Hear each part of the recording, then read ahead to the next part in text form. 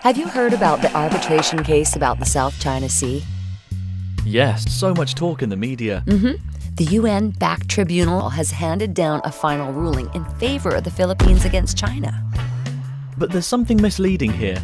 The tribunal was not backed by the UN. We've seen the ruling. The Court of Arbitration operates under part of the International Committee of the Law of the Sea. This is not something that involves the Secretary General. Nor does it have anything to do with the International Court of Justice, the UN's primary judicial branch. Oh my, I got mixed up. Now I remember, it's the Permanent Court of Arbitration that issued the award. That's not exactly the case, I'm afraid. The fact is, the Temporary Arbitration Tribunal doesn't have anything like an official email box to prove its existence.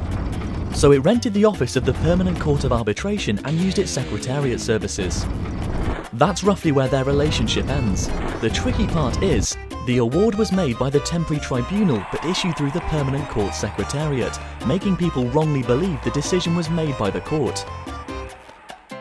I see. How about the 5 arbitrators and the decision they've made? Anything subtle in there? Oh yes, indeed. The Philippines appointed 1 arbitrator, and the other 4 were all handpicked by the head of the International Tribunal for the Law of the Sea. The point is, the then president of the tribunal is from an Asian country that stands with the Philippines as an ally. Japan. Yes, that's where Shinji Yanai is from. He is a career diplomat and a big hawk advisor to Prime Minister Shinzo Abe. No wonder the award was made in favor of Manila. And the tribunal involved payment. For your information, a United Nations court will be responsible for the payment to judges for the sake of fairness and justice.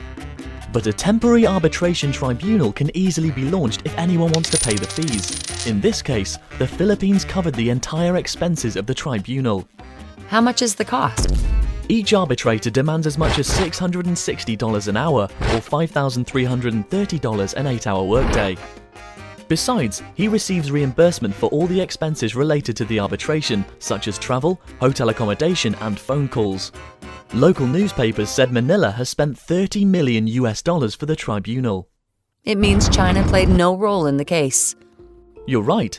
Beijing has refused to participate in the case throughout. It insists that the tribunal had no jurisdiction over the issue. Let's hear what the experts say. Not about territorial sovereignty. So I think in some ways the former president of the Philippines was mistaken in taking this matter to The Hague.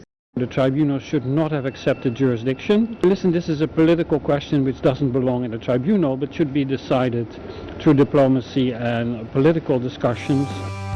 So, if you were a Chinese leader, do you have any reason to accept the decision by an arbitration tribunal that has arbitrators appointed by one party or its ally, has arbitrators and everything paid by one party, has no jurisdiction at all?